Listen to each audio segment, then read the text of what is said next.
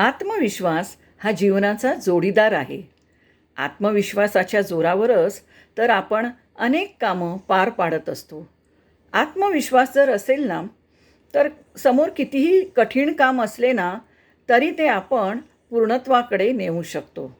आत्मविश्वासामुळेच तर कठीणात कठीण कामंसुद्धा सहज रीतीने आणि सोप्या पद्धतीने आपण ते पार पाडू शकतो. परंतु आत्मविश्वास जर नसेल, तर काम कितीही सोपे असले तरी ते डोईजड वाटते. ते पूर्णत्वाकडे जाऊच शकत नाही आणि म्हणूनच आत्मविश्वास हा कसा वाढवता येईल याचा आपण सतत विचार केला पाहिजे.